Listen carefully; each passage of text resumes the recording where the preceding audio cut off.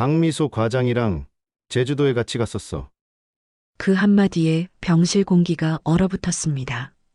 25년을 함께한 세월이 한순간에 무너졌어요.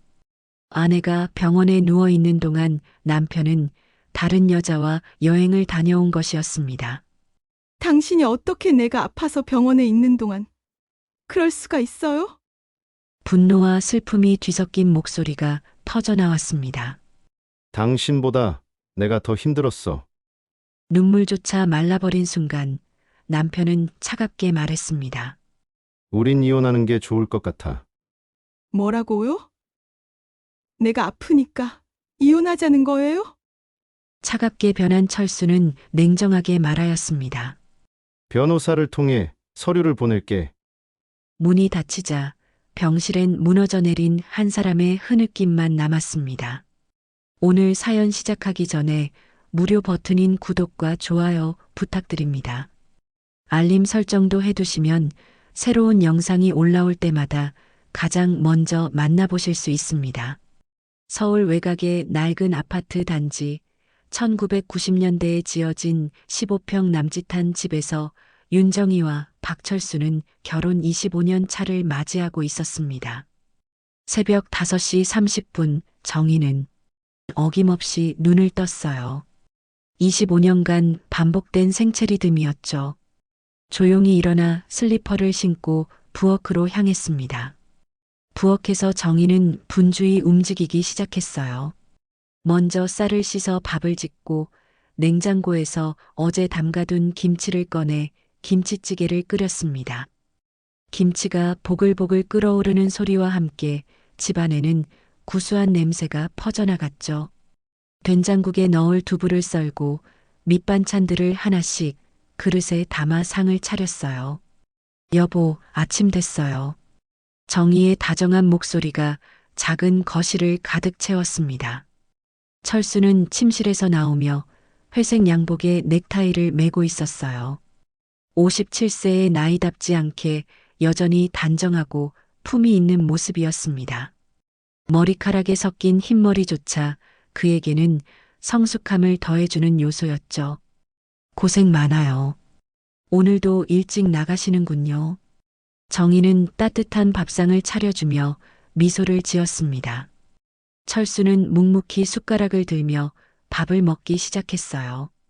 정희가 정성스럽게 끓인 김치찌개는 적당히 시큼하면서도 깊은 맛이 났습니다. 회사 일은 어떤가요? 요즘 많이 바쁘다고 하셨는데. 정희가 마주 앉아 물었습니다.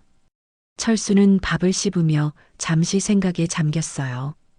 그렇긴 해. 직원들도 늘어나고 새로운 프로젝트도 많이 들어와서 정신없지. 철수의 회사는 작지만 꾸준히 성장하고 있었습니다. 처음에는 직원 5명으로 시작했던 회사가 이제는 20명 규모로 커졌어요. 정희는 언제나 그 뒤에서 묵묵히 뒷바라지를 해왔습니다. 회사 설립 초기에는 자신의 적금을 털어 투자금을 마련해주기도 했고, 접대가 있을 때면 직접 음식을 준비해 도시락을 싸주기도 했어요. 아침 식사를 마친 철수는 서류 가방을 들고 현관문을 나섰습니다. 조심히 다녀오세요. 정희는 문 앞까지 배웅하며 인사했어요. 철수가 엘리베이터를 타고 내려간 후 정희는 혼자 남은 집에서 설거지를 시작했습니다. 오전 시간이 되면 정희는 집안 청소를 시작했어요. 좁은 집이지만 구석구석 정성스럽게 닦았습니다. 거실 바닥을 걸레질하고 화장실과 부엌을 깨끗이 정리했어요. 점심때가 되면 간단히 혼자 식사를 하고 오후에는 빨래를 하거나 반찬을 미리 준비했습니다. 주말이면 두 사람은 어김없이 전통시장으로 향했습니다. 토요일 오전 정희는 큰 장바구니 2개를 준비했어요. 오늘은 김장용 배추도 사야 하고 겨울 준비를 해야죠. 철수와 나란히 걸으며 시장으로 향했습니다. 전통시장은 활기로 가득 찼어요. 이 배추 어때요? 속이 꽉 찼네요. 정희는 배추를 하나씩 골라보며 상인과 친근하게 대화를 나눴습니다. 사모님, 단골이시니까 좋은 걸로 골라드릴게요. 상인은 웃으며 가장 싱싱한 배추들을 골라주었어요. 무도 사야 하고 갓김치 온갓도 있나 볼게요. 정희는 꼼꼼히 장을 봤습니다. 철수는 아내를 따라다니며 무거운 장바구니를 들어주었어요. 가끔 지나가는 상인들이 사장님, 부인이 참 살림 잘하시네요 라고 말하면 철수는 어색하게 웃었습니다. 생선 코너에서는 고등어와 갈치를 샀어요. 이 고등어 기름기가 좋네요. 구이해 드릴까요? 정희가 물었지만 철수는 별다른 대답 없이 고개만 끄덕였습니다. 요즘 들어 철수의 반응이 예전만 못하다는 느낌이 들었지만 정희는 그저 회사 일이 바빠서 그런 거라고 생각했어요. 장을 본 후에는 시장 근처 작은 국밥집에서 점심을 먹는 것이 일상이었습니다. 사장님, 선지국밥 둘이요. 정희는 25년간 다녔던 단골집 사장과 인사를 나누며 구석 자리에 앉았어요. 낡은 플라스틱 의자와 테이블이었지만 이곳의 국밥은 정말 맛있었죠. 뜨거운 국밥이 나오자 두 사람은 조용히 식사를 시작했습니다. 사장님, 국밥은 정말 변하지 않네요. 25년 전이나 지금이나 똑같아요. 정희가 사장에게 말했어요. 단골 손님들이 있어서 함부로 맛을 바꿀 수가 없죠. 사장은 웃으며 대답했습니다. 여보, 회사에서 회식 같은 것도 자주 하시나요? 정희가 철수에게 물었어요. 철수는 잠시 숟가락을 멈추더니 가끔 직원들과 친목도 다져야 하고라고 답했습니다. 하지만 철수의 눈빛에는 이상한 기대감 같은 것이 스며들어 있었어요. 집으로 돌아와서는 정희가 장본 것들을 정리하고 저녁 준비를 시작했습니다. 철수는 거실 소파에 앉아 텔레비전을 보거나 신문을 읽었어요. 가끔 휴대폰을 보며 문자 메시지를 확인하는 모습이 잦아졌는데 정희는 회사 일이려니 생각했습니다. 저녁 시간이 되면 정희는 또다시 부엌에서 정성스럽게 저녁을 준비했어요. 고등어구이에 미역국, 김치와 각종 밑반찬들로 푸짐한 상을 차렸습니다. 오늘 고등어가 참 싱싱했어요.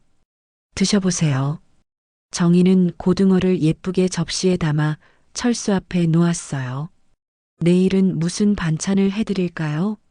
정희는 저녁을 먹으며 철수에게 물었습니다. 철수는 별다른 대답 없이 고개만 끄덕였어요. 예전에는 뭘 해줘도 고마워라고 답하던 철수였는데 요즘은 반응이 시큰둥했습니다. 밤 10시가 되면 두 사람은 나란히 침대에 누워 하루를 마무리했어요.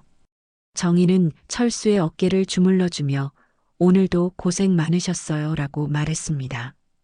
철수는 고마워라고 답하면서도 마음 한편으로는 다른 생각들이 스멀거리고 있었어요. 겉으로는 평온하고 안정적인 일상이었습니다. 25년간 쌓아온 일상의 리듬이 있었고 정희는 여전히 남편을 사랑하며 성실하게 뒷바라지를 했어요. 하지만 철수의 마음속에서는 변화의 바람이 조금씩 불기 시작하고 있었습니다. 정희는 여전히 남편을 믿고 있었어요. 그들의 평범한 일상이 영원할 것이라고, 함께 늙어가며 서로를 의지하며 살아갈 것이라고 생각했습니다.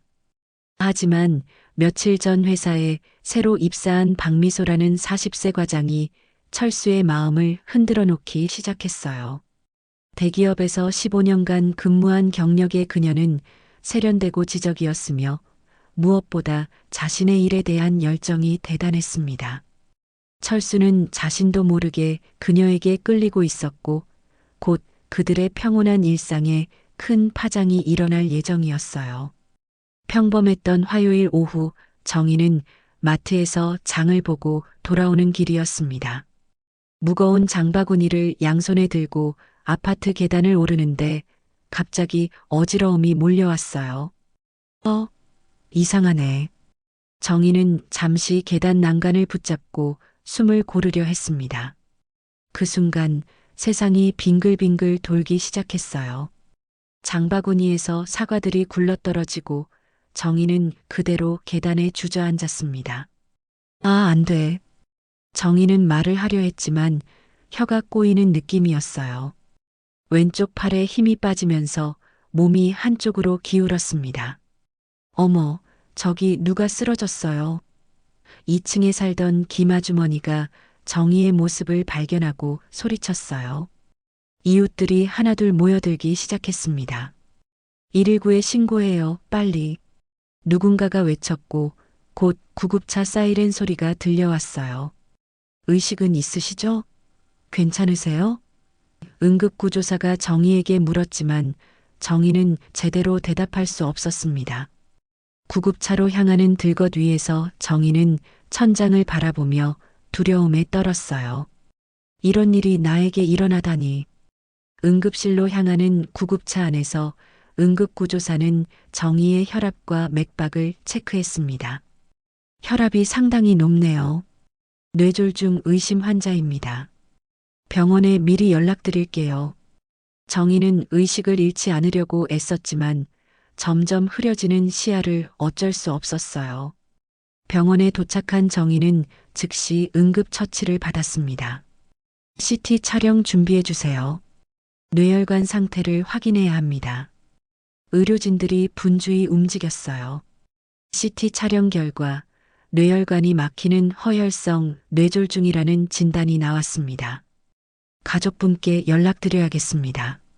간호사가 정희의 휴대폰에서 남편 번호를 찾아 전화를 걸었어요. 그때 철수는 회사에서 박미소와 함께 마케팅 회의를 진행하고 있었습니다. 새로운 과장인 미소는 정말 능력이 뛰어났고 철수는 그녀와의 업무가 즐거웠어요. 사장님, 이 프로젝트 어떻게 생각하세요? 젊은 층을 타겟으로 한 마케팅 전략인데요. 미소의 밝고 자신감 넘치는 목소리가 회의실을 가득 채웠습니다. 철수는 그녀의 프레젠테이션에 집중하고 있었죠. 그때 휴대폰이 울렸습니다. 철수는 짜증스럽게 전화를 받았어요. 여보세요? 박철수 씨이시죠? 부인분이 뇌졸중으로 응급실에 계십니다. 즉시 병원으로 오세요. 간호사의 목소리에 철수는 얼굴이 하얗게 질렸습니다. 무슨 일이세요? 안색이. 미소가 걱정스러운 표정으로 물었습니다. 아내가 쓰러졌네요. 병원에 가봐야겠습니다.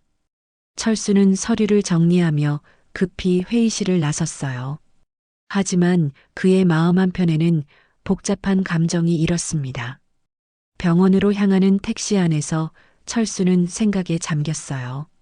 물론 아내가 걱정되긴 했지만 동시에 이상한 해방감 같은 것도 느꼈습니다. 최근 미소와 함께 일하면서 느꼈던 새로운 감정들이 더욱 선명해졌어요.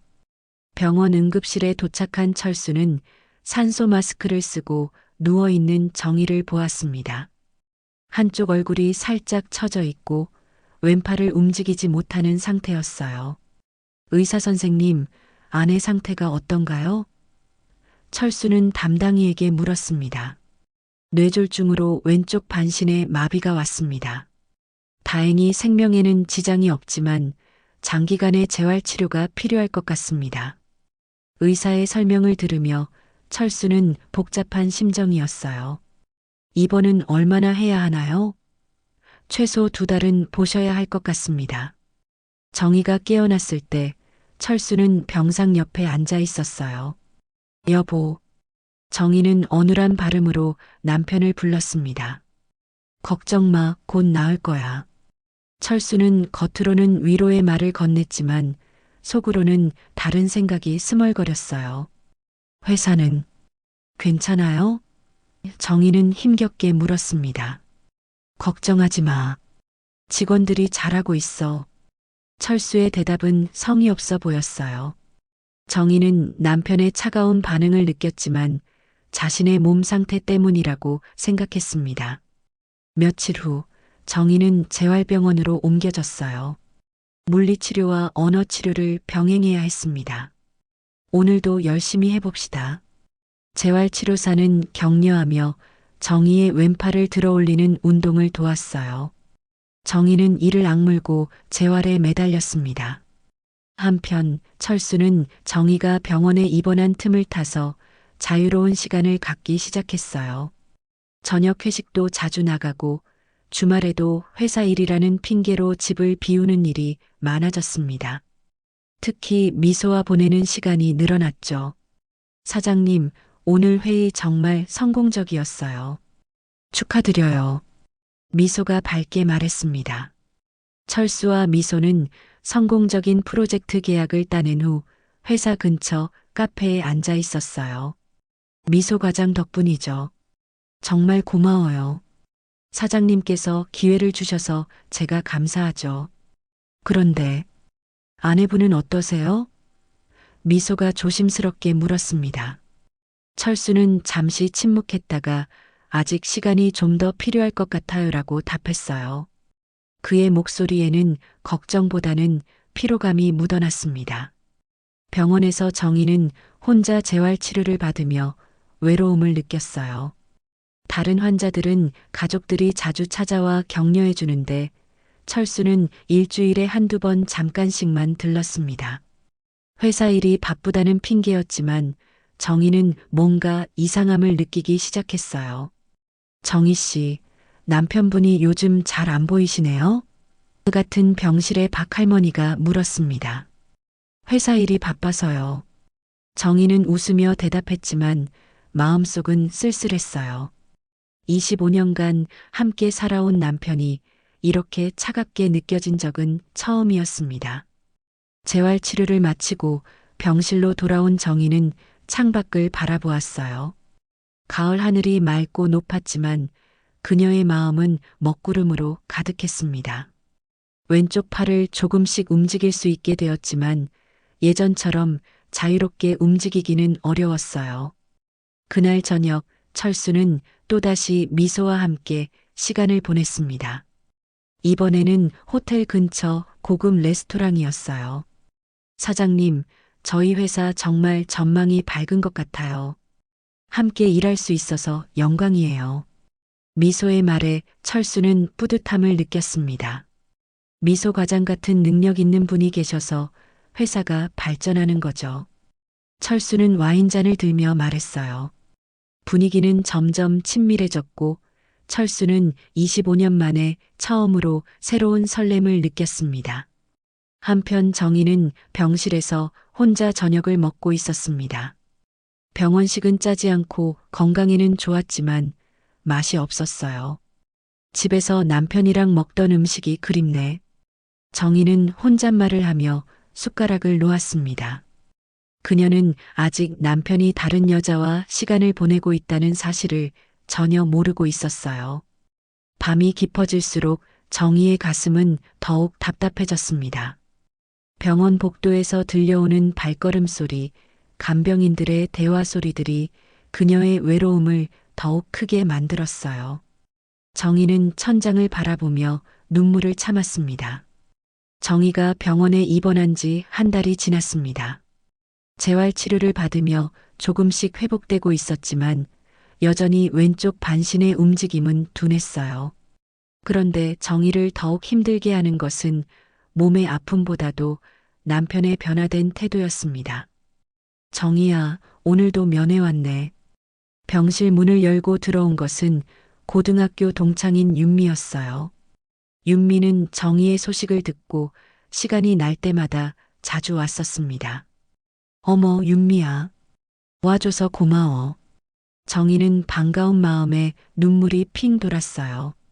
많이 좋아졌네. 처음 소식 들었을 때는 얼마나 놀랐는지 몰라. 지금은 조금은 괜찮아져서 다행이야. 윤미는 정희의 손을 잡으며 위로했습니다. 그런데 철수 씨는 어디 있어? 윤미의 말에 정희는 잠시 말문이 막혔어요. 회사 일이 바빠서 그래. 요즘 사업이 잘 되고 있거든. 정희는 애써 밝게 대답했지만 윤미는 뭔가 이상함을 느꼈습니다. 그래도 아내가 이런 상황인데 너무 안 보이는 것 아냐? 다른 환자 가족들은 매일 와서 간병하던데 윤미의 지적에 정희는 마음이 무거워졌어요. 사실 철수는 지난 일주일 동안 단 한 번도 병원에 오지 않았습니다. 전화로는 바빠서 못 가겠다고 했지만 정희는 남편의 목소리에서 차가움을 느꼈어요. 정희야, 내가 좀 이상한 얘기를 해도 될까? 윤미가 조심스럽게 입을 열었습니다. 뭔데? 정희가 물었어요. 윤미는 잠시 망설이다가 말했습니다. 어제 강남에서 철수 씨를 봤는데 젊은 여자랑 같이 있더라. 순간 정희의 얼굴이 하얗게 질렸습니다. 뭐라고? 처음에는 내가 잘못 본 줄 알았는데 분명히 철수 씨였어. 40대 정도 되는 여자랑 호텔 레스토랑에서 식사하고 있었어. 분위기가 그냥 동료 사이는 아닌 것 같았어. 정희는 머리가 하얗게 변하는 느낌이었어요. 설마, 그럴 리가 없어. 분명 회사 직원이겠지. 요즘 여직원도 많이 들어왔다고 했거든. 하지만 정희의 목소리는 떨리고 있었습니다. 정희야, 나도 그랬으면 좋겠어. 하지만 윤미는 말을 잇지 못했어요. 사실 그녀가 본 철수와 미소의 모습은 명백히 남녀 관계였습니다. 손을 맞잡고 있었고 철수는 평소와 달리 환한 미소를 지으며 상대방을 바라보고 있었어요. 아니야, 절대 그럴 리 없어. 우리가 25년을 함께 살았는데. 정희는 고개를 저으며 부정했지만 마음 한편으로는 최근 남편의 행동들이 떠올랐습니다. 늦은 귀가, 줄어든 대화, 차가워진 태도. 그때 병실 문이 열리며 철수가 들어왔습니다. 안녕하세요. 철수는 윤미에게 인사를 건넸지만 어색한 기색이 역력했어요. 윤미는 철수를 쳐다보며 냉랭한 시선을 보냈습니다. 여보, 회사 일은 잘 되고 있어요? 정희가 남편에게 물었어요. 응, 요즘 새 프로젝트가 잘 되고 있어서 바빠. 철수는 시계를 힐끗 보며 대답했습니다. 오늘도 일찍 가셔야 해요? 미안해. 오늘 중요한 미팅이 있어서. 철수의 핑계에 윤미가 끼어들었습니다. 철수 씨, 부인이 이런 상황인데 미팅이 그렇게 중요한가요? 다른 분들은 매일 간병하시던데. 철수는 윤미의 날카로운 지적에 당황했어요. 회사 사정이 복잡해서 이해해 주세요. 철수 씨, 혹시 어제 강남 호텔에 계셨나요? 윤미의 직접적인 질문에 철수는 얼굴이 빨갛게 달아올랐습니다. 무슨 말씀이세요? 철수는 당황하며 말을 더듬었어요. 제가 확실히 봤거든요. 여자분과 함께 계시더라고요. 윤미의 폭탄 발언에 병실 분위기가 싸늘해졌습니다. 정희는 남편과 윤미를 번갈아 바라보며 혼란스러워했어요. 여보, 정말 그런 거예요? 정희의 떨리는 목소리에 철수는 잠시 말을 잇지 못했습니다. 그건 회사 직원과 업무 미팅이었어요. 업무 미팅을 호텔 레스토랑에서 하시나요? 그것도 손잡고? 윤미는 계속해서 추궁했어요. 철수는 변명할 말을 찾지 못하고 있었습니다. 정희야, 미안하지만 나는 먼저 가볼게. 남편분과 할 얘기가 있을 것 같네. 윤미는 정희의 어깨를 토닥이며 병실을 나갔어요. 윤미가 나간 후 병실에는 무거운 침묵이 흘렀습니다. 정희는 남편을 바라보며 물었어요. 여보, 정말 그냥 회사 일이었어요? 철수는 정희의 눈을 제대로 쳐다보지 못했습니다. 그 여자가 누구예요? 정희가 다시 물었어요. 박미소라는 과장이야. 마케팅 담당이고.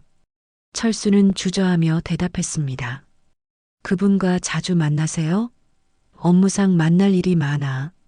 정희는 남편의 어색한 태도에서 뭔가 숨기고 있다는 것을 직감했어요. 여보, 저에게 숨기는 일이 있어요? 정희의 직접적인 질문에 철수는 더욱 당황했습니다. 숨기는 게 아니라 회사 일이 복잡해서 철수는 애매하게 둘러댔어요. 하지만 정희는 25년간 함께 살아온 남편의 거짓말을 알아차릴 수 있었습니다. 여보, 저 때문에 힘드시죠? 무슨 소리야? 왜 그런 생각을 해? 철수는 부정했지만 그의 목소리에는 확신이 없었어요.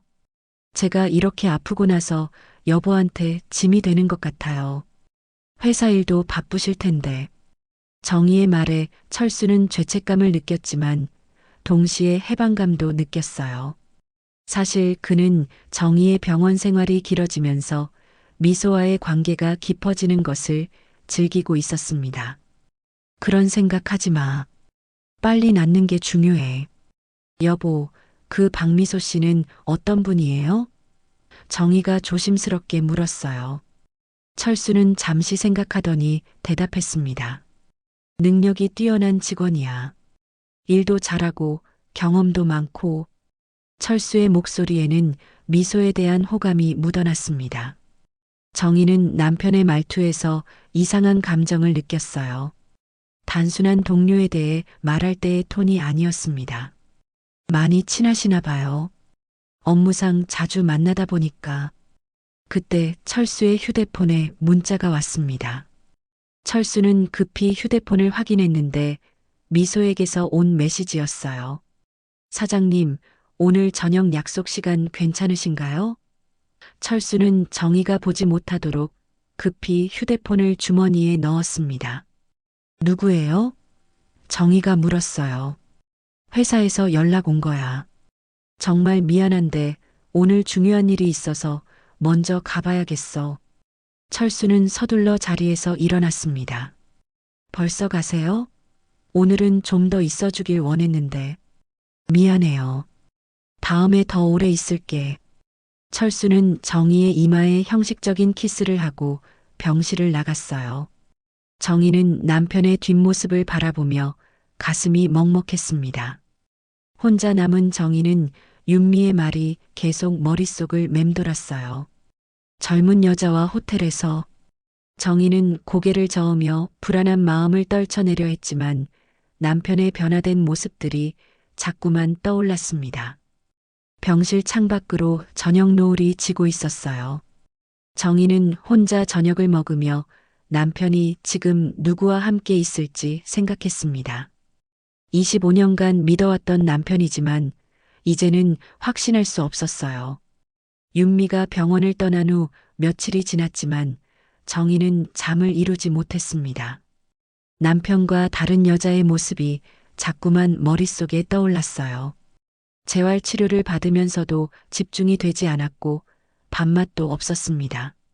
사모님, 요즘 많이 우울해 보이시는데 괜찮으세요? 담당 간호사가 걱정스럽게 물었어요. 네, 괜찮아요. 그냥 몸이 빨리 안 나아서 답답할 뿐이에요. 정희는 억지로 웃으며 대답했지만 마음속은 너무나 복잡했습니다. 그날 오후 정희는 휴대폰으로 철수에게 전화를 걸었어요. 한참을 기다린 후에야 철수가 전화를 받았습니다. 여보세요? 철수의 목소리는 어딘지 경계하는 듯 했어요. 여보, 저예요. 오늘 병원에 올 수 있어요? 오늘은 좀 어려울 것 같아. 중요한 회의가 있어서. 철수는 망설이며 대답했어요. 사실 그는 미소와 함께 주말 여행을 계획하고 있었습니다. 그럼 내일은 어때요? 내일도 일정이 있어서. 정희는 남편의 계속되는 핑계에 화가 났어요. 여보, 저 혼자 여기서 얼마나 외로운지 아세요? 다른 환자들은 가족들이 매일 와서 격려해 주는데. 미안해. 회사 사정이 복잡해서. 조금만 참아줘. 회사 사정이 아내보다 중요한가요? 정희의 목소리가 높아졌어요. 그런 게 아니라 지금 중요한 시기라서. 철수는 여전히 변명만 늘어놓았습니다. 그 박미소 씨와 계속 일해야 하는 거예요? 철수는 정희가 미소를 언급하자 당황했어요. 왜 갑자기 그 얘기를? 제가 바보인 줄 아세요? 뭔가 숨기고 계시는 거 다 알아요. 정희의 직설적인 말에 철수는 말문이 막혔습니다. 여보, 지금 너무 예민해져 있는 것 같아. 병원 생활이 오래되니까 예민한 게 아니라 당연한 거 아니에요? 남편이 아내를 버려두고 다른 여자와. 정희는 말끝을 흐렸어요. 무슨 소리야? 다른 여자는 무슨. 철수는 부인했지만 목소리에 떨림이 있었어요. 여보, 저에게 솔직하게 말해주세요. 그 여자와 어떤 사이예요? 정희의 간절한 질문에 철수는 한동안 침묵했습니다. 업무상 만나는 사이라고 했잖아. 철수는 결국 거짓말을 계속했어요. 그럼 왜 이렇게 못 오시는 거예요? 예전에는 그렇지 않았는데. 정희의 추궁에 철수는 짜증을 냈습니다. 정희 씨, 지금 상황이 어떤지 알아? 회사가 어려운 시기인데 아내가 아프니까 내가 더 열심히 해야 하는 상황이라고? 철수의 말에 정희는 할 말을 잃었어요. 남편이 자신을 부담스러워한다는 것을 직감했습니다. 전화를 끊은 후 정희는 눈물을 흘렸어요. 25년간 함께 살아온 남편이 이렇게 차갑게 변할 줄은 꿈에도 몰랐습니다. 그때 병실 문이 열리며 같은 병실에 이 할머니가 들어왔어요. 정희 씨, 울었어? 눈이 빨갛네요. 이 할머니는 70대의 다정한 분이었어요. 아니에요. 그냥 눈이 좀 아파서. 정희는 애써 눈물을 닦으며 대답했습니다. 내가 이런 말해도 될지 모르겠지만 남편분 요즘 안 보이네. 이 할머니의 말에 정희는 더욱 마음이 무거워졌어요. 회사 일이 바빠서요. 내가 여지껏 봐온 부부들 중에 아내가 아플 때 더 잘해주는 남편들이 진짜 남편이지. 이 할머니의 말이 정희의 가슴을 찔렀어요. 할머니, 남편이 바람 피우는 것 같으면 어떻게 해야 할까요? 정희는 조심스럽게 물었습니다. 증거를 찾아야지. 그리고 대비해야 하지.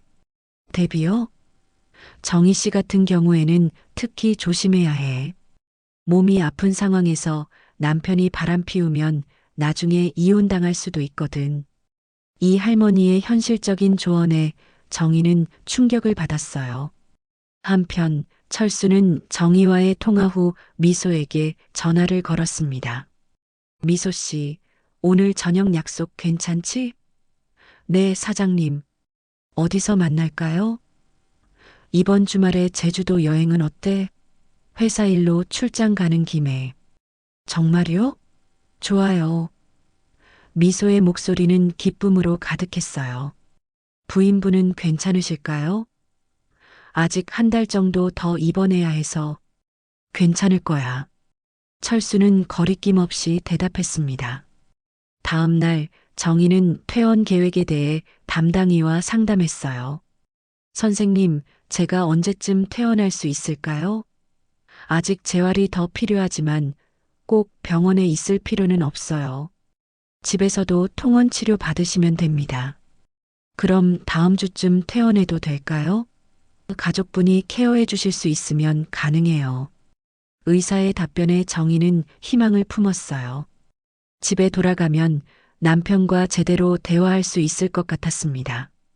정희는 철수에게 퇴원 소식을 알렸어요. 여보, 다음 주에 퇴원할 수 있대요. 그래, 다행이네.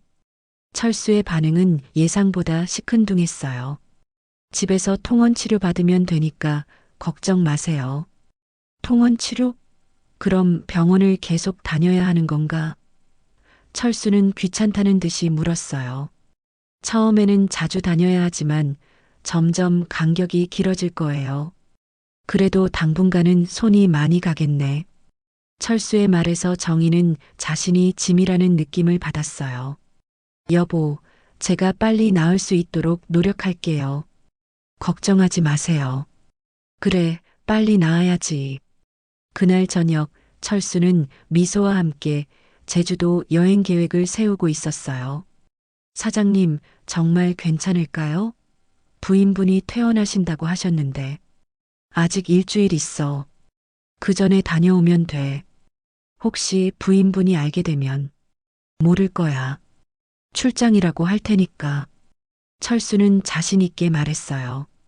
25년간의 결혼 생활에서 처음으로 아내에게 거짓말을 하고 있었지만 죄책감보다는 설렘이 더 컸습니다. 미소 씨, 나랑 함께 있을 때 어떤 기분이야? 철수가 물었어요. 편안하고 즐거워요. 사장님은 정말 매력적이세요. 미소의 대답에 철수는 기분이 좋아졌습니다. 병원에서 정희는 남편이 보내온 문자를 보고 있었어요. 이번 주말에 중요한 출장이 있어서 제주도에 다녀올 예정이야. 정희는 뭔가 이상하다는 생각이 들었어요. 평소 철수는 출장 일정을 미리 알려주는 편이었는데 갑작스럽게 제주도 출장이라니. 할머니, 남편이 갑자기 제주도 출장을 간다고 하는데 정희는 이 할머니에게 말했어요. 요즘 같은 시기에 출장을 가나? 부인이 퇴원하는데? 이 할머니도 의아해했습니다. 혹시 확인해 볼 방법이 없을까요? 정희 씨, 의심되면 확인해 봐야 돼. 우선은 회사에 출장이 잡혀 있는지 확인해 보면 되겠지. 이 할머니의 조언에 정희는 결심했어요. 남편의 행동을 직접 확인해 보기로 했습니다. 정희는 휴대폰으로 남편 회사에 전화를 걸었어요. 안녕하세요. 사장님이 이번 주말 제주도 출장 일정 좀 확인해 주실 수 있나요? 출장이요? 이번 주말에 출장 계획이 없으신데요. 직원의 대답에 정희는 머리가 하얗게 변했어요. 남편이 거짓말을 하고 있었던 것입니다. 혹시 개인적인 일정일 수도 있겠네요. 죄송합니다. 정희는 황급히 전화를 끊었어요. 그 순간 정희는 모든 것을 깨달았습니다. 남편이 다른 여자와 여행을 가는 것이었어요. 25년간 믿어왔던 남편이 자신이 병원에 입원해 있는 사이에 바람을 피우고 있었던 것입니다. 정희는 병실에서 혼자 울었어요. 몸의 아픔보다 마음의 아픔이 더 컸습니다. 하지만 울음 속에서도 정희는 다짐했어요. 이대로 당할 수는 없어. 뭔가 해야 해. 제주도에서 돌아온 철수는 평소와 다른 모습이었습니다. 선태난 얼굴과 여유로운 표정, 그리고 새로 산 듯한 옷차림까지. 정희는 병실에서 남편을 맞으며 가슴이 철렁했어요. 출장 잘 다녀오셨어요? 정희가 조심스럽게 물었습니다. 응, 좀 힘들었지만 성과가 있었어. 철수는 거짓말을 태연하게 했어요. 하지만 정희는 이미 진실을 알고 있었습니다. 어떤 성과가 있으셨는지 궁금해요. 새로운 거래처랑 계약했어. 앞으로 사업이 더 잘 될 것 같아. 철수는 계속해서 거짓 보고를 했습니다. 정희는 남편의 거짓말을 들으며 마음이 아팠지만 표정은 평정을 유지했어요. 그런데 여보, 회사에서 연락이 왔었어요. 정희가 조심스럽게 말을 꺼냈습니다. 회사에서요? 무슨 연락? 철수는 순간 당황했어요. 출장 관련해서 확인할 게 있다고 하더라고요. 철수의 얼굴이 하얗게 질렸습니다. 뭘 확인한다고 했나? 제가 직접 통화했는데 이번 주말에 출장 계획이 없다고 하더라고요. 정희의 말에 철수는 말문이 막혔어요. 그게 아니라. 철수는 변명을 찾으려 했지만 할 말이 없었습니다. 여보, 정말 어디 다녀오신 거예요? 정희의 직접적인 질문에 철수는 더 이상 숨길 수 없음을 깨달았어요. 미안해. 정말 미안해. 철수는 고개를 숙였습니다. 누구랑 다녀오셨어요? 박미소 과장이랑. 다녀왔어. 철수의 고백에 정희는 예상했던 일이지만 충격을 받았어요. 여행을요? 응. 제주도에 같이 갔어. 철수의 솔직한 대답에 정희는 눈물이 흘렀습니다. 25년을 함께 살았는데 제가 아픈 동안에 정희는 말을 잇지 못했어요. 여보, 내가 설명할 게 뭐가 있어요? 아내가 병원에 누워 있는 동안 다른 여자와 여행을 다녀오셨잖아요. 정희의 목소리는 분노와 슬픔으로 떨렸습니다. 상황이 복잡해. 나도 힘들었어. 철수는 변명했지만 설득력이 없었어요. 여보가 힘들었다고요? 제가 더 힘들었을 텐데요. 정희는 억울함을 토로했습니다. 그때 철수는 예상치 못한 말을 꺼냈어요. 여보, 사실 우리가 이혼하는 게 좋을 것 같아. 정희는 귀를 의심했습니다. 뭐라고요? 지금 상황에서 계속 함께 사는 게 서로에게 좋지 않을 것 같아. 제가 아프니까 이혼하자는 거예요? 정희는 믿을 수 없다는 표정이었어요. 그런 게 아니라 사실 우리는 이제 더 이상 예전 같지 않잖아. 철수는 자신의 진심을 숨기며 말했습니다. 예전 같지 않은 건 여보 마음이죠. 제 마음은 변하지 않았어요. 정희는 울먹이며 대답했어요. 여보도 새로운 시작을 하는 게 좋을 거야. 새로운 시작이요? 25년을 함께 살아왔는데 철수는 이미 결심을 굳힌 상태였어요. 미안하지만 결정했어. 변호사를 통해서 이혼 서류를 보낼게. 여보, 제발 다시 생각해 보세요. 제가 빨리 나을게요. 예전처럼 살 수 있어요. 안 돼. 이미 늦었어. 철수는 냉정하게 말했어요. 그 여자 때문인가요? 미소 씨는 상관없어. 우리 문제야. 철수는 거짓말을 했지만 정희는 진실을 알고 있었어요. 철수가 병실을 나간 후 정희는 무너져 내렸습니다.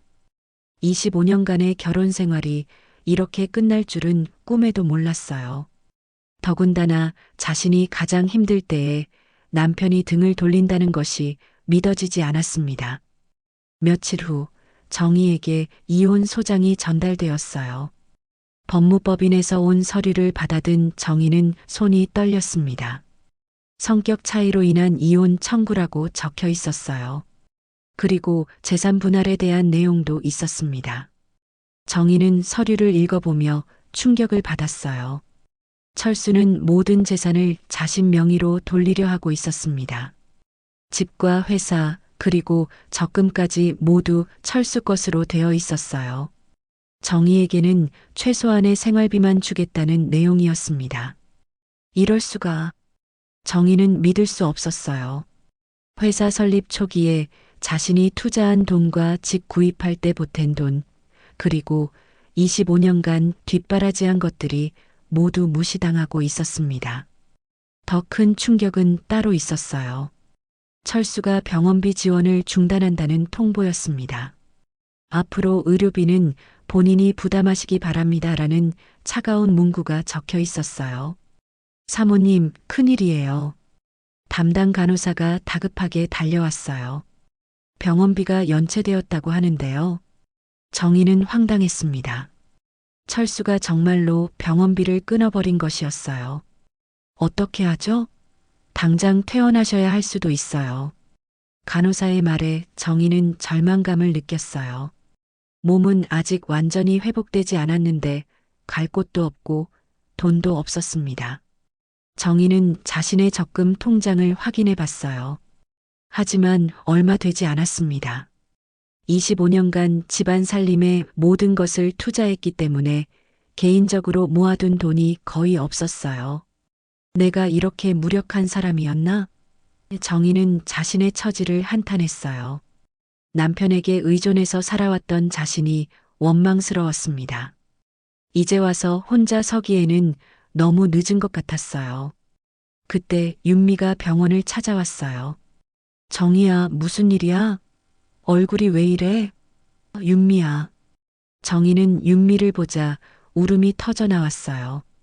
철수가 이혼하자고 해. 뭐라고? 정말? 윤미는 믿을 수 없다는 표정이었어요. 병원비도 끊어버렸어. 당장 나가라고 해. 정희는 이혼 소장을 윤미에게 보여주었어요. 윤미는 서류를 읽어보며 분노했어요. 이 사람이 미쳤나? 아내가 아픈데 이런 식으로? 어떻게 해야 할지 모르겠어. 갈 곳도 없고 돈도 없고 정희는 절망에 빠졌어요.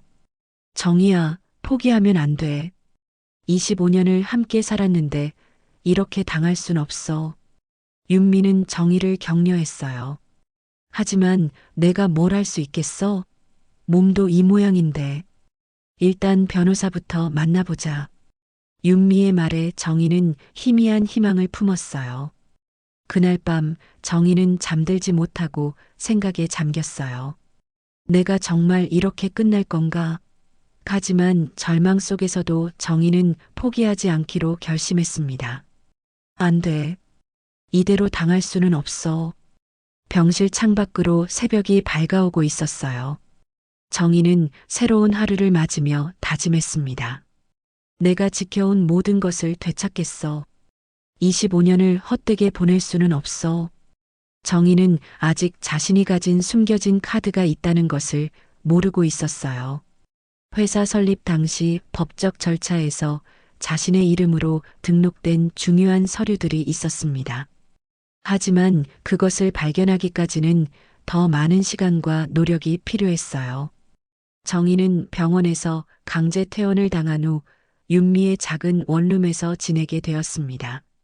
몸은 아직 완전히 회복되지 않았지만 갈 곳이 없었어요. 왼쪽 팔의 움직임도 여전히 불편했고 걸음걸이도 예전 같지 않았습니다. 정희야, 일단 여기서 쉬면서 천천히 계획을 세우자. 윤미는 좁은 방에 간이 침대를 놓으며 말했어요. 고마워, 윤미야. 너 때문에 불편할 텐데. 무슨 소리야? 친구가 어려울 때 돕는 게 당연하지. 정희는 윤미의 도움으로 법률 상담을 받기로 했어요. 동네에 있는 작은 법무법인을 찾아갔습니다.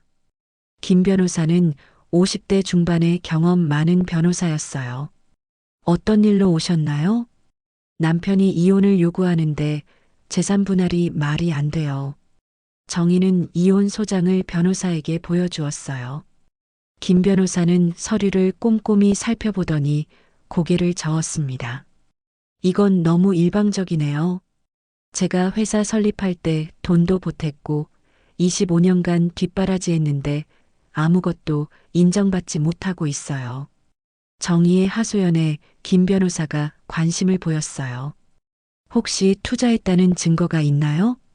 그때는 그냥 남편을 믿고 준 거라. 정의는 아쉬워했어요. 하지만 뭔가 있을 거예요. 회사 등기부나 주주명부 같은 걸 확인해 봐야 해요. 김 변호사의 조언에 정희는 희망을 품었습니다. 그런 서류들을 어떻게 구하죠? 등기소에 가서 회사 등기부등본을 떼어보세요. 그리고 집에 보관된 옛날 서류들도 찾아보시고요. 김 변호사는 구체적인 방법을 알려주었어요. 정희는 윤미와 함께 등기소를 찾아갔어요. 철수 회사의 등기부등본을 발급받아 보니 놀라운 사실이 드러났습니다. 회사 설립 당시 정희의 이름으로 된 주식이 상당히 많이 등록되어 있었어요. 이게 뭐야? 윤미도 놀랐어요. 내 이름으로 주식이 이렇게 많이? 정희도 믿을 수 없었습니다. 등기부에 따르면 정희는 회사의 최대 주주였어요. 전체 주식의 60%가 정희 명의로 되어 있었습니다. 이상해. 나는 이런 걸 해준 기억이 없는데. 정희는 혼란스러워했어요. 아, 혹시 회사 설립할 때 서류에 서명한 적 있어? 윤미가 물었습니다. 그래, 남편이 형식적인 거라고 해서 여러 번 서명했지. 그때 속은 거야. 철수가 세금 문제나 다른 이유로 내 이름을 이용한 거야. 윤미의 추측이 맞는 것 같았어요. 그럼 법적으로는 내가 회사 주인이라는 뜻인가? 맞아. 이제 반격할 수 있어. 정희는 급히 김 변호사에게 등기부등본을 가져갔어요. 이거 대박이네요.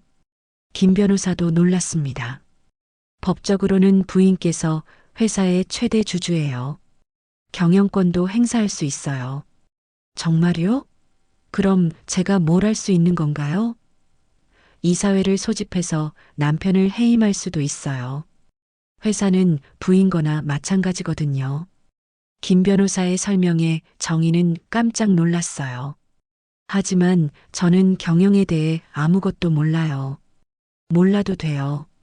법적 권한이 있으면 되는 거예요.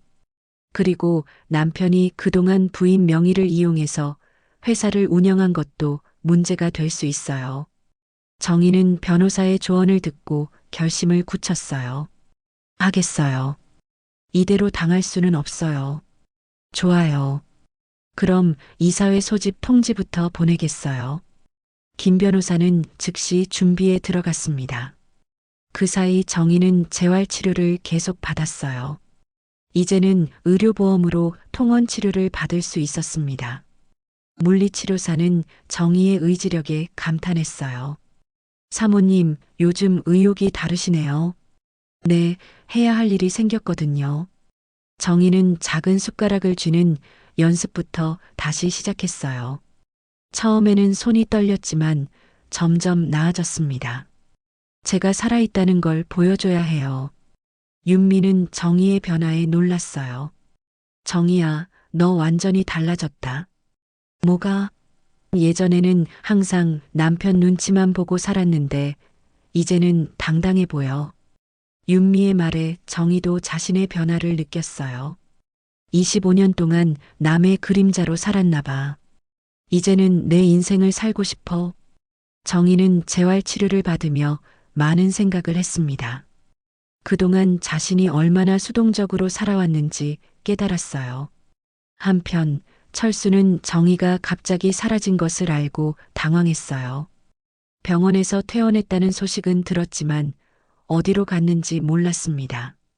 설마 변호사라도 선임한 건 아니겠지? 철수는 불안해했어요. 미소와 함께 있을 때도 마음이 편치 않았어요. 사장님, 왜 그렇게 심각해요? 아니야, 아무것도 아니야. 철수는 정희가 무슨 일을 꾸미고 있을지 걱정됐습니다. 그때 회사의 등기소에서 온 우편물이 도착했어요. 이사회 소집 통지서라고 적힌 공문이었습니다. 철수는 우편물을 뜯어보고 경악했어요. 정희가 이사회를 소집한다고? 최대 주주인 윤정희의 요청으로 이사회를 소집합니다라는 내용이 적혀 있었어요. 철수는 그제야 자신이 저질러 놓은 일의 심각성을 깨달았습니다. 이런 젠장, 내가 왜 그때 정희 이름으로. 철수는 급히 자신의 변호사에게 연락했어요. 선생님, 큰일 났어요. 아내가 이사회를 소집한다고 해요. 뭐라고요? 부인이 주주였나요? 네, 그때 세금 문제로 아내 이름을 빌렸거든요. 그럼 법적으로는 부인이 최대 주주네요.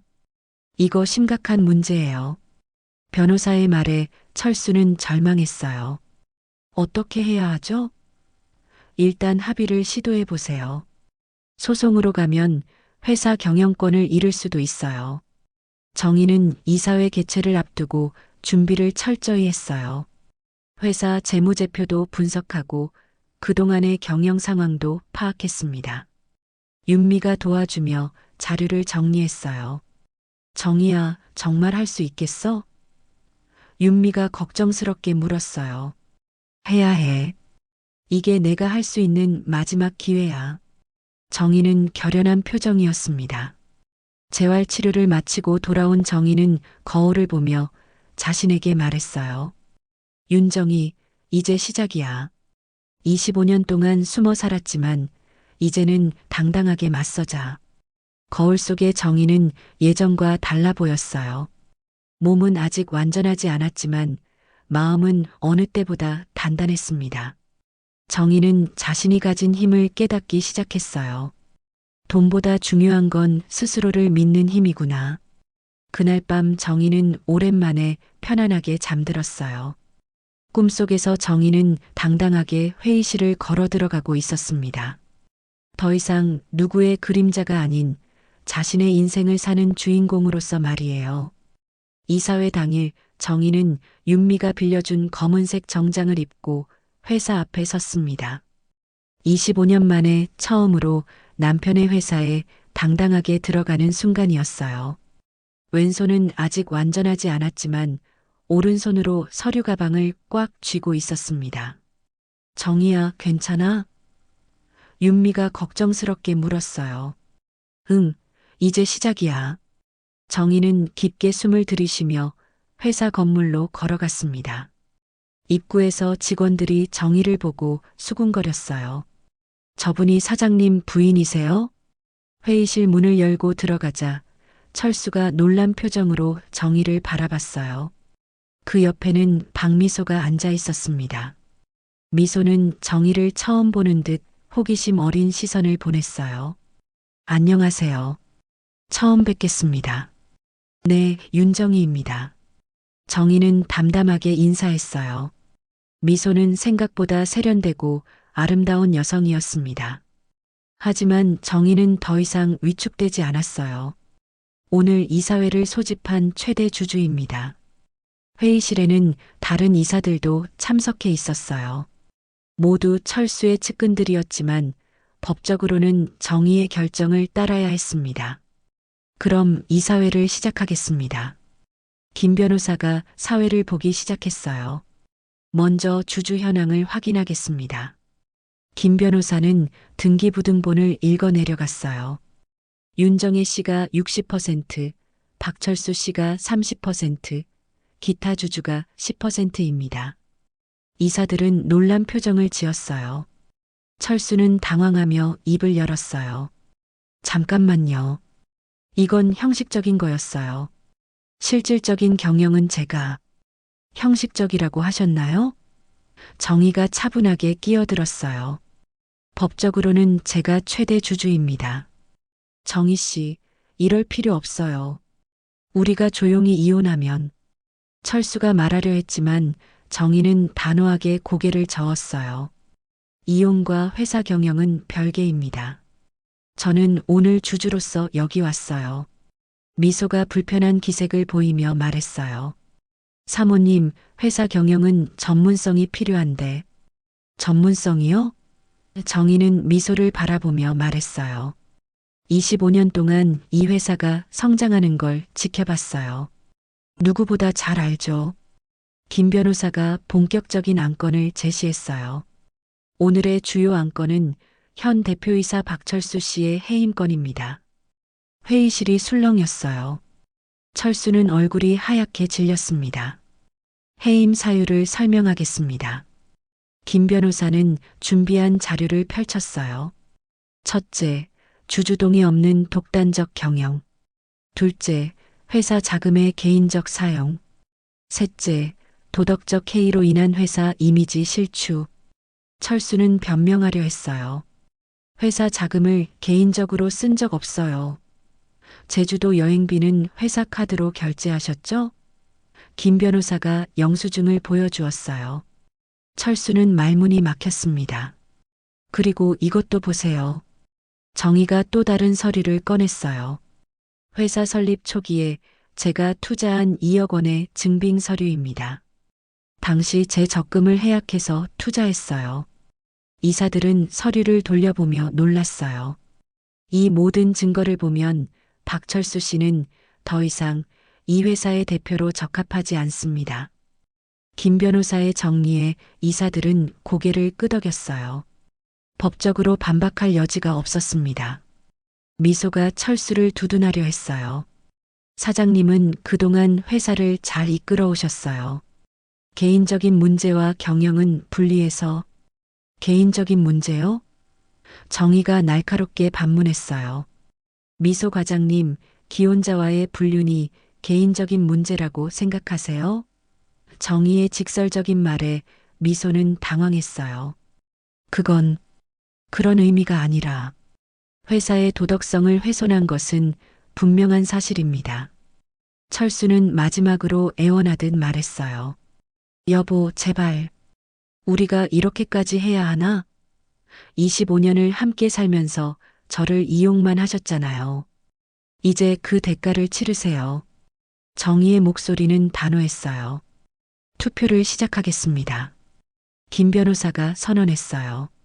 박철수 대표이사 해임에 찬성하시는 분은 손을 들어주세요. 정의가 가장 먼저 손을 들었고 법적 효력상 정의의 의견이 60%를 차지했습니다. 가결되었습니다. 박철수 씨는 즉시 대표이사직에서 해임됩니다. 김 변호사의 선언에 철수는 그 자리에 주저앉았어요. 25년간 일궈온 모든 것이 한순간에 무너지는 순간이었습니다. 그리고 새로운 대표이사로 윤정혜 씨를 임명합니다. 김 변호사의 말에 회의실이 다시 술렁였어요. 정의는 떨리는 마음을 진정시키며 일어섰습니다. 앞으로 이 회사를 새롭게 이끌어가겠습니다. 정의의 선언에 이사들은 박수를 쳤어요. 비록 어쩔 수 없는 상황이었지만 정의의 당당한 모습에 감명받았습니다. 미소는 철수를 부축하며 회의실을 나가려 했어요. 사장님, 괜찮으세요? 괜찮을 리가 있나? 철수는 허탈한 표정이었어요. 그가 그토록 원했던 자유가 이런 식으로 얻어질 줄은 몰랐습니다. 미소 과장님, 정의가 미소를 불렀어요. 네, 오늘부로 해고입니다. 회사에 해를 끼친 직원을 그대로 둘 수는 없어요. 정의의 차가운 선언에 미소는 얼굴이 하얗게 질렸어요. 사모님, 그건 너무... 미소 씨, 기혼자를 유혹한 것도 잘못이지만 회사 내에서 사적인 관계를 유지한 것은 명백한 직무태만이에요. 정의는 감정 없이 말했어요. 철수와 미소가 회의실을 떠난 후 정의는 창밖을 바라봤어요. 25년 만에 처음으로 자신의 이름으로 된 명함을 받게 되었습니다. 윤정희 대표이사라고 적힌 명함이 낯설면서도 뿌듯했어요. 정희 씨, 정말 대단해요. 김 변호사가 축하의 말을 건넸어요. 이제 시작이에요. 앞으로가 더 중요하죠. 정희는 여전히 긴장된 표정이었어요. 경영에 대해서는 정말 문외한이었거든요. 윤미가 달려와서 정희를 껴안았어요. 정희야, 해냈구나.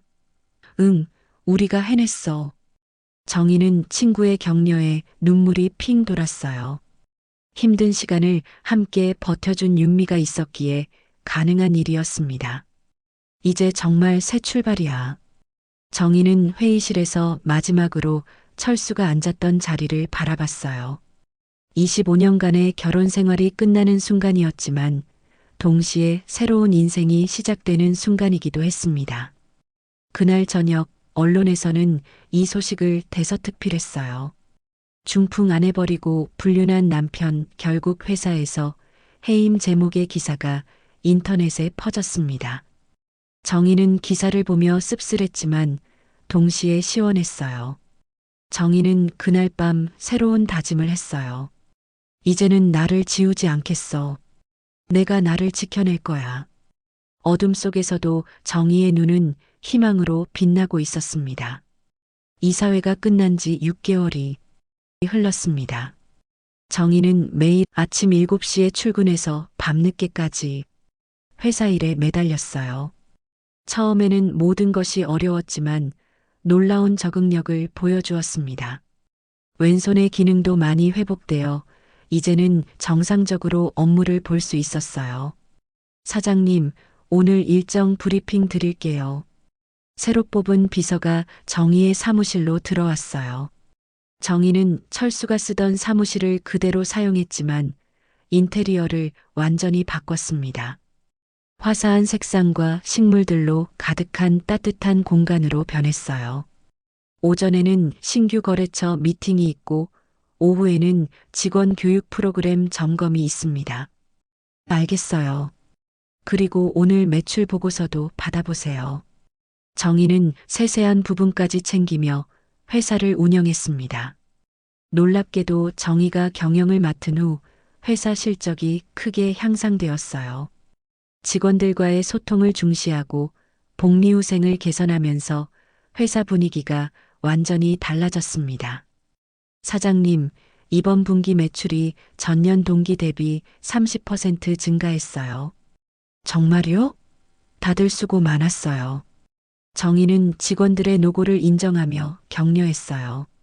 철수 시절과는 달리 직원들이 자발적으로 열심히 일하게 되었습니다. 사장님께서 우리를 믿어주시니까 더 열심히 하게 돼요. 한편 철수는 모든 것을 잃고 원룸에서 혼자 지내고 있었어요. 해임된 후 미소와의 관계도 끝났습니다. 미소는 철수가 더 이상 사장이 아니라는 것을 알자 차갑게 돌아섰어요. 사장님, 저는 이제 새로운 일자리를 찾아야 해요. 미소 씨가 원하던 대로 나 이혼했는데 이제 우리 결혼하자. 철수는 절망적으로 매달렸지만 미소는 관심조차 보이지 않았어요. 죄송하지만 저는 안정적인 미래가 필요해요. 미소는 곧 다른 회사로 이직했습니다. 혼자 남은 철수는 후회의 나날을 보냈어요. 작은 원룸에서 컵라면으로 끼니를 때우며 지난 날을 되돌아봤습니다. 내가 왜 그랬을까?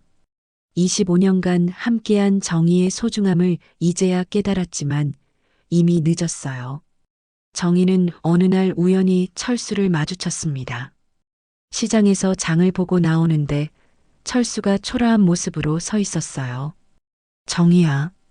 철수는 조심스럽게 말을 걸었습니다. 안녕하세요. 정의는 담담하게 인사했어요. 잘 지내는 것 같네. 회사도 잘 되고 있다고 들었어. 철수의 목소리에는 아쉬움이 묻어 있었어요. 네, 직원들이 열심히 도와주고 있어요. 정의는 여전히 차분했습니다. 정의야, 나 정말 미안해. 그땐 내가 정신이 나갔었나 봐. 철수는 진심으로 사과했어요. 이제 와서 미안하다고 하실 필요 없어요. 모든 게 지난 일이에요. 정의는 더 이상 철수에게 분노하지 않았어요. 혹시 다시 시작할 수는 없을까? 철수는 마지막 희망을 걸며 물었어요. 철수 씨, 우리는 이미 끝났어요.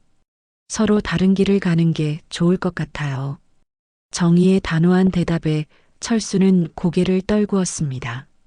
그래도 정의가 행복했으면 좋겠어. 철수는 진심으로 말했어요. 저도 철수 씨가 건강하게 지내셨으면 해요. 정의는 더 이상 철수를 미워하지 않았습니다. 오히려 불쌍하다는 생각이 들었어요. 헤어진 후 정의는 생각에 잠겼어요. 한때는 모든 것이었던 남편이 이제는 남처럼 느껴졌습니다. 사람의 마음이 이렇게 변할 수 있구나. 하지만 슬프지는 않았어요. 오히려 해방감을 느꼈습니다. 회사로 돌아온 정의는 직원들과 회의를 가졌어요. 내년에는 해외 진출도 검토해 볼까 해요. 정의의 제안에 직원들이 호응했습니다. 사장님, 정말 좋은 아이디어예요. 회사는 계속해서 성장하고 있었어요. 저녁이 되어 정의는 윤미와 함께 식사를 했어요. 정의야, 정말 많이 달라졌다. 뭐가? 전체적으로 다 달라졌어. 표정도 말투도 심지어 걸음걸이도.